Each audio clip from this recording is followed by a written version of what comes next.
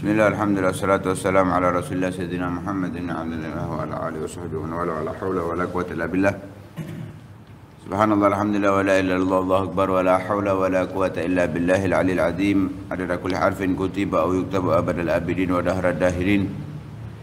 Subhanaka la ilma lana illa ma 'allamtana innaka antal alimul hakim. Nawayna ta'alluma wa ta'limun naf'a wal intifa' wal mudzakarata wa tadhkir wal ifadata wal istifada wal hath ala tamassuki bi kitabillahi wa sunnati rasulih wa du'a ila al huda wa dilala ala al khair ibtigha'a wajhillahi wa mardatihi wa qurbihi wa thawabihi subhanahu wa ta'ala. Setelah membahas Imam Husain selesai, maka melanjutkan kepada keluarga Nabi selanjutnya, yaitu putra Al-Imam Husain bin Ali bin Abi Thalib, yaitu Zainal Abidin Ali bin Husain. Sayyidina Ali bin Husain yang dijuluki dengan Zainal Abidin karena beliau, nanti akan disebutkan beberapa cerita tentang beliau, masalah ibadahnya. Kenapa kok sampai dijuluki Zainal Abidin? Di antaranya setiap hari tidak kurang dari 1000 rakaat setiap malamnya. Setiap hari tidak kurang dari 1000 rakaat di setiap malamnya. Sehingga ya cocok dijuluki dengan Zainal Abidin. Kalau ada orang namanya Zainal Abidin kok turut tok, ya, Zainal Ragidin itu harusnya, atau Zainan Naimin. Ya, Zainan Naimin atau Ragidin itu yang tepat, ya. Kan al ismu alal musamma, nama itu harus cocok dengan apa yang dikasih nama. Ya, namanya Muhammad, akhlaknya bejat, maka cocoknya adalah Mujammad. Bukan Muhammad tapi Mujammad, dibekukan aja orang seperti itu, ya.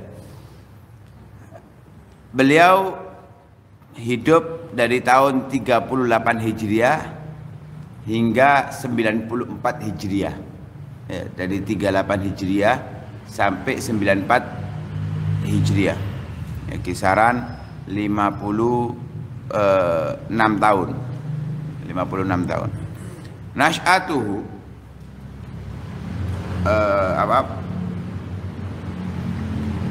apa namanya? Kalau tumbuhan itu perkembangan apa? Pertumbuhan, ya, pertumbuhan beliau. Beliau adalah anak kelima. Imam Ali Zainal Abidin adalah anak kelima dari 5 putra. Tidak disebutkan putrinya, hanya yang laki-laki saja. Dari 5 anak laki-laki, yang paling kecil adalah Sayyidina Ali bin Abi Thalib, Sayyidina Ali Zainal Abidin, dari putra-putranya Imam Husain. Imam Husain punya anak 5 laki-laki, bukan yang perempuan yang dihitung, yang laki-laki saja yang dihitung. Yang kelima ini adalah Sayyidina Ali Zainal Abidin. Lah, anak-anaknya Imam Husain itu ikut saat ke Karbala. Waktu perang di Karbala yang menjadi musuh Ubaidillah bin Ziyad, mereka semuanya ikut, tapi yang terbunuh hanya 3 orang.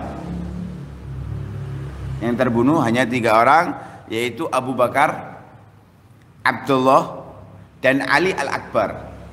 Ya, punya 2 anak namanya Ali, tapi yang satu adalah Al-Akbar, yang satu Ali Zainal Abidin. Namanya Ali, julukannya Zainal Abidin. Kalau kita baca sirah biasanya Ali Al-Asghar atau hanya disebut Ali. Yang satunya Ali Al-Akbar. Yang meninggal 3 orang ini, Abu Bakar, Abdullah, dan Ali Al-Akbar. Allah selamatkan dari pembunuhan tersebut, yaitu Sayyidina Ali Zainal Abidin, yang saat itu tidak mampu untuk berdiri karena sebab demam yang sangat tinggi. Orang kalau sudah demamnya tinggi, bukan tidak mampu berjalan, bukan tidak mampu berdiri, tapi kalau berdiri dia kan terjatuh, beliau dia. Sehingga nggak ikut perang, tapi ikut bersama mereka di rombongan, berada di khemah. Sehingga ketika terbunuh Imam Husain, Imam Ali itu memaksa mau berdiri, sampai diteriaki oleh saudaranya. Diteriaki oleh saudaranya yang bernama Sukainah. Kemudian yang nggak ikut perang juga yang bernama Umar, saudaranya Ali Zainal Abidin yang bernama Umar, karena saat itu masih kecil, ya, saat itu masih kecil jadi nggak ikut perang. Dan tidak disebutkan, ada riwayat yang menyebutkan bahwa setelah pulang dari Karbala nggak ada disebut-sebut namanya anaknya Sayyidina Husain Umar nggak ada. Nah, itu menandakan bahwa yang bernama Umar itu meninggal saat kecilnya. Benar nggak ikut perang tapi meninggal saat kecil. Lah, dari situ Imam Husain hanya memiliki satu garis keturunan, yaitu dari Imam Ali Zainal Abidin. Wis nggak ada lagi jalurnya. Kalau ada orang ngaku cucunya Imam Husain dari jalur lain, dari Umar, dari Abu Bakar, dari Abdullah, itu semuanya jalur dusta. Karena yang punya anak dan keturunan hanya Imam Ali Zainal Abidin. Imam Ali Zainal Abidin. Wulida fil Kufah. Imam Ali ini dilahirkan di Kufah. Pada masa khilafahnya kakeknya yang bernama Ali bin Abi Thalib tahun ke-38 Hijriah. Dan Khulafaur Rasyidin itu dari meninggalnya Nabi sampai 30 tahun. Berarti tahun Hijriahnya sampai 40. Karena Nabi meninggal di tahun ke berapa? Nabi meninggal. Hah? Ada ya? Gak ada yang tahu. Ngakunya cinta Nabi. Tahun ke-11 ya? Tahun ke-11. Karena Nabi meninggal di bulan Rabiul Awal. Nah, kalau tahun ke-10 berarti Nabi nggak sampai 10 tahun di sana. Tapi Nabi di sana di Madinah 10 tahun. Meninggal di tahun ke-11.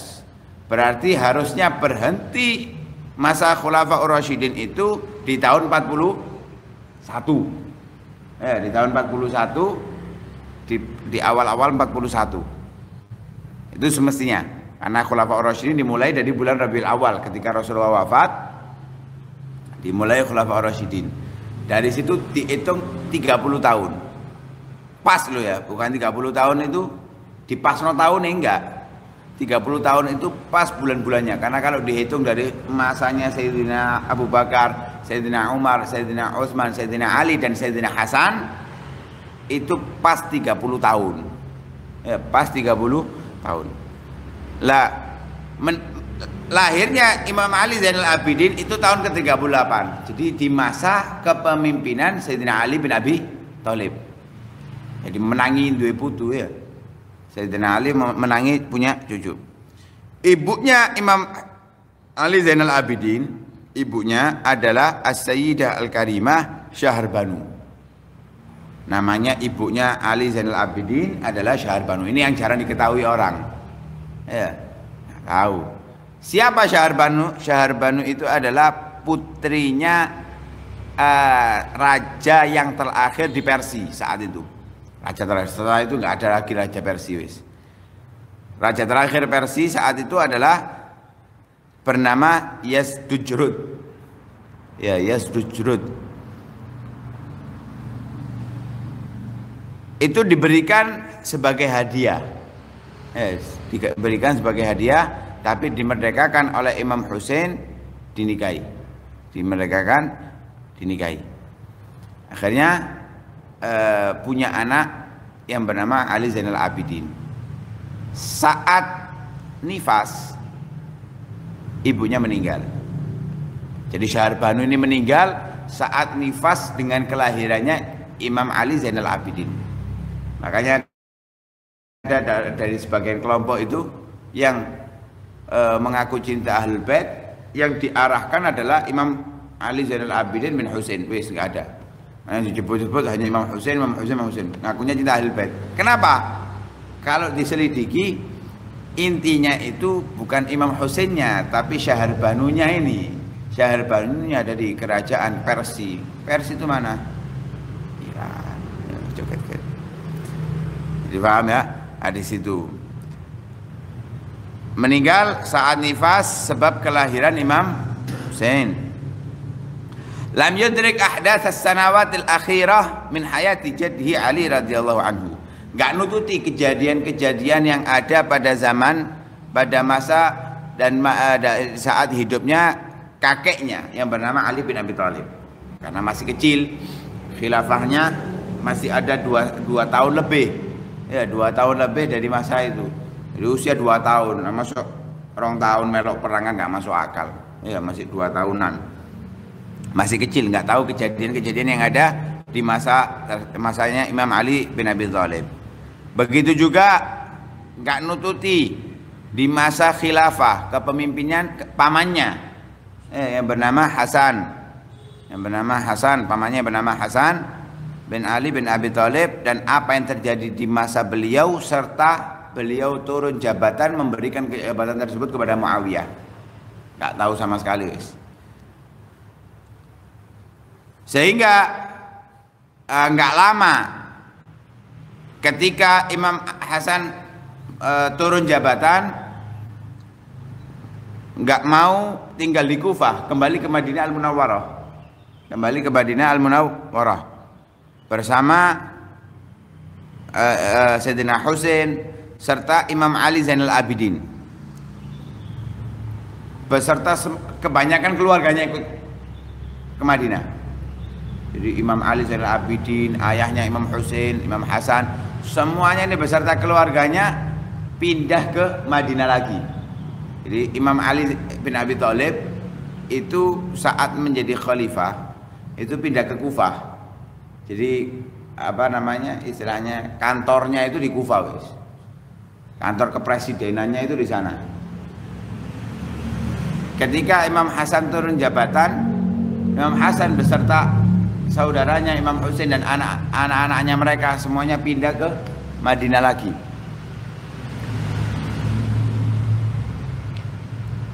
Mengapa? Karena untuk mendidik putra-putra mereka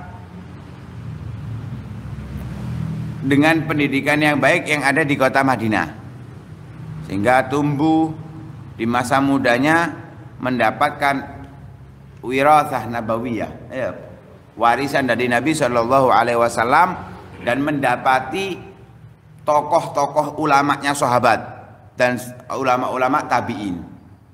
Nah, jadi tujuannya Imam Hasan dan Imam Husain, anak-anaknya ini juga mendapatkan pendidikan dari apa yang ada di Masjid Nabawi, dari hilakul ilmi serta warisan-warisan Nabi Shallallahu Alaihi Wasallam yang di sana, dan mendapati tokoh-tokoh ulama daripada sahabat, karena banyak dari mereka tidak keluar dari kota Madinah, ya. Untuk mengobati rindu mereka dengan Nabi, mereka datang ke makbarahnya Nabi Shallallahu Alaihi Wasallam, sehingga mereka nggak keluar. Lah tujuannya dibawa ke sana untuk mendapatkan pendidikan yang baik. Nah, ini semestinya yang dipikirkan orang tua. Yang dipikirkan orang tua itu jangan sampai anaknya terpengaruh dengan pendidikan yang tidak baik, pendidikan yang rusak. Harus memiliki perhatian yang lebih. Jangan hanya yang difokuskan saya kerja nyari makan untuk mereka. Lebih baik mereka nggak makan mati kelaparan daripada mati bejat. Ya, jangan sampai kita menyesal di kemudian hari. Harus kita perhatikan pendidikan mereka, kita carikan tempat yang layak untuk mereka, sehingga mereka mendapatkan pendidikan yang baik, ya, terkontrol, dan akan membebet benih-benih yang bagus. Nah, kalau daerah kita wis rusak kabeh apa? Ya kita perbaiki daerah kita. Ya kita perbaiki daerah kita agar anak-anak kita kelak berada di dalam area-area yang positif. Ya, area-area yang positif. Juga mendapatkan perhatian dari ayahnya Sayyidina Husain, dari pamannya Sayyidina Hasan, yang merupakan mereka adalah pemimpin pemuda penduduk surga. Kalau pemimpin secara umumnya adalah Rasulullah, ya.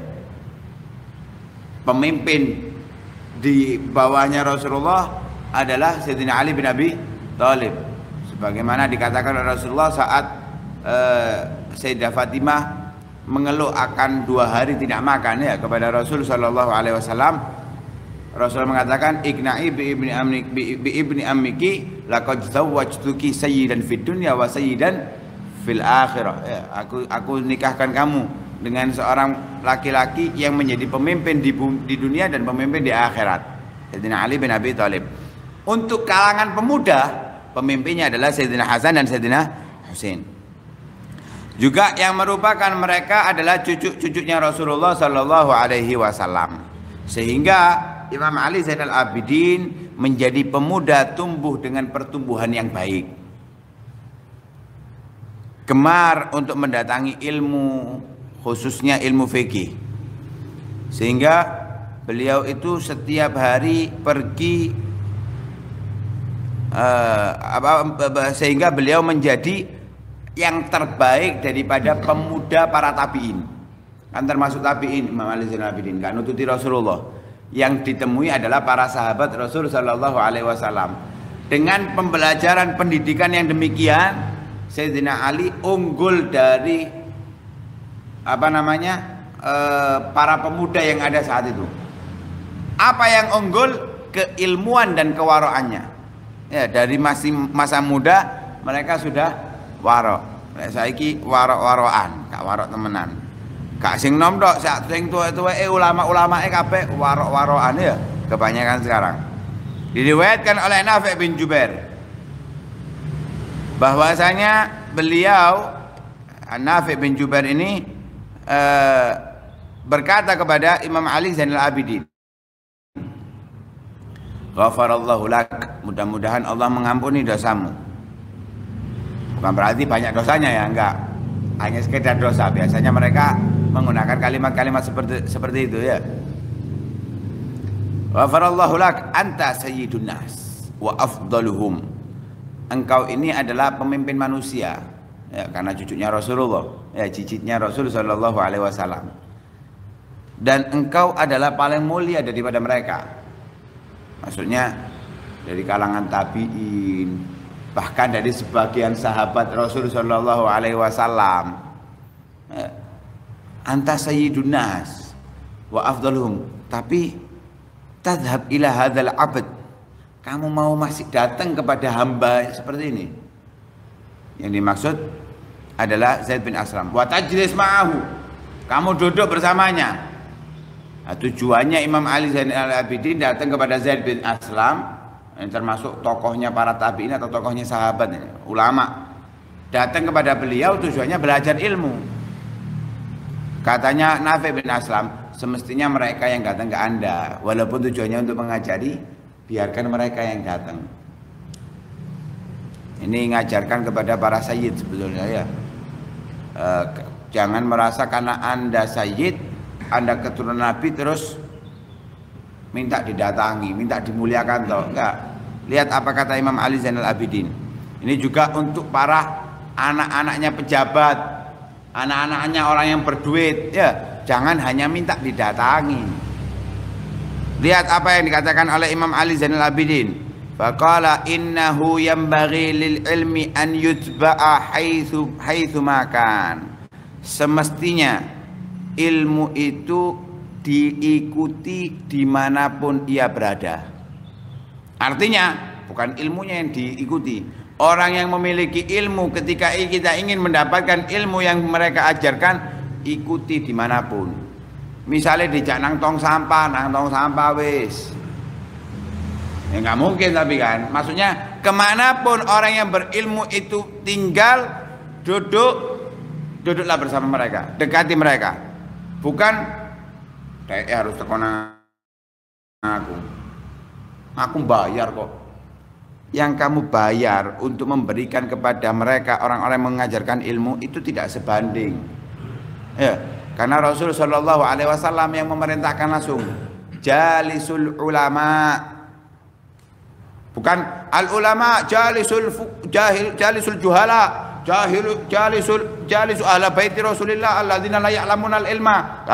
Rasul mengatakan jalisul ulama, duduklah kalian bersama para ulama. Kita yang orang-orang yang awam ini yang harus datang kepada para ulama sekalipun derajatnya di mata manusia lebih rendah, sekalipun nasabnya lebih rendah, tetap al ilmu yu'ta wa la ya'ti. Ilmu itu didatangi bukan mendatangi.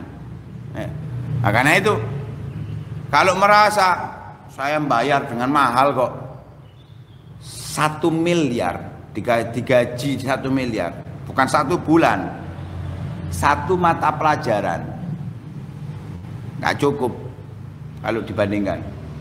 Ya, karena itu nggak diistilahkan di pondok-pondok pesantren itu untuk ngasih ustadz dengan gajian, nggak. Kenapa? Nggak layak kalau dibilang gajian. Diistilahkan dengan apa? Bisyarah. Karena nggak layak dikatakan gajian, ya. Kalau gajian nggak layak. Miliar untuk 1 materi pelajaran, bukan 1 jam, 5 menit materi pelajaran yang disampaikan, nggak cukup. Mengapa? Apa yang dikatakan Sayyidina Ali bin Abi Thalib? Man 'allamani harfan sirtu lahu 'abdan. Siapa yang mengajarkan aku 1 huruf, 1 huruf. Kita nggak tahu alif ba ta. Orang itu mengajarkan kita ini alif. Kita tahu ini alif. Katanya Imam Ali, aku siap menjadi budaknya. Tahu budak? Dia suruh saya tidur di sampah, saya harus tidur di sampah. Tidak ada nilainya sama sekali. Budak itu punya miliaran. Kamu punya miliaran, itu bukan milikmu, itu milik majikanmu. Gak punya kepemilikan sama sekali. Seperti binatang ternak. Bedanya ini bentuknya manusia, ini binatang ternak, itu aja. Tidak ada harganya sama sekali. Tidak hiraukan sama sekali.